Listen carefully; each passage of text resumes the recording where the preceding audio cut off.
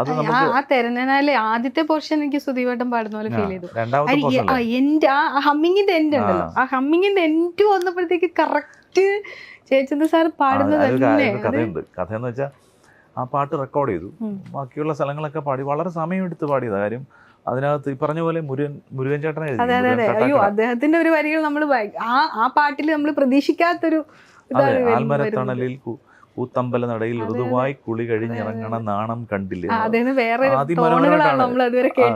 മുരുകൻ ചേട്ടൻ ആ സിനിമയിൽ എഴുതിയിട്ടുള്ള എല്ലാ പാട്ടുകളും അതിഗംഭീരങ്ങളാണ്. അപ്പോൾ ഈ പാട്ടിന്റെ കോമ്പോസിഷൻ അത് ഉണ്ടായി വരുന്നത് ഞാൻ കണ്ടതാണ്, കൂടെ ഇരുന്ന ആ പാട്ട്. അതിന്റെ ആ സമയത്ത് 2007 മുതൽ 2011 വരെ 4 വർഷം ഞാൻ ജയൻ ചേട്ടൻ്റെ കൂടെ ഉണ്ടായിരുന്നു.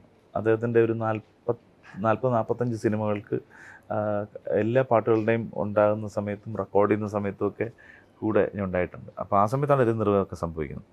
അപ്പോൾ മുരുകൻ ചേട്ടൻ ഇത് എഴുതിയിട്ട് പാട്ടിൻ്റെ ലിറിക്സ്, ആ പോർഷൻ, മെലഡി എല്ലാം നമ്മൾ പാടി, അതെല്ലാം ഓക്കെ ആയി. പക്ഷേ ഈ തെരനെന്ന് പറയുന്നത് ഇത്ര വലിയ പ്രശ്നമാണോ എന്ന് ജയൻ ചേട്ടനോട് ചോദിക്കുക. അത് പാടിയിട്ട് ശരിയാവുന്നില്ല.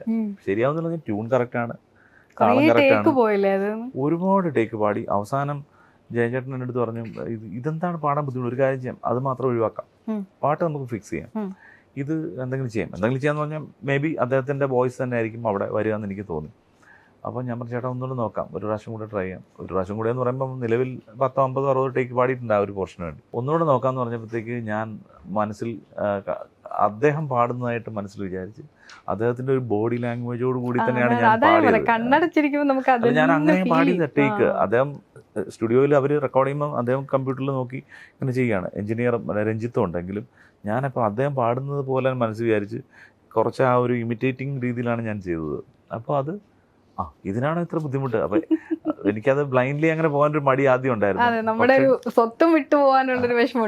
അങ്ങനെയല്ല, ഞാൻ കൺസീവ് ചെയ്യുന്നത് വേറൊരു രീതിയിലായിരുന്നു. പക്ഷെ അദ്ദേഹം ഉദ്ദേശിച്ച അതല്ലാന്ന് എനിക്ക് മനസ്സിലായപ്പോൾ അത് കറക്റ്റായി.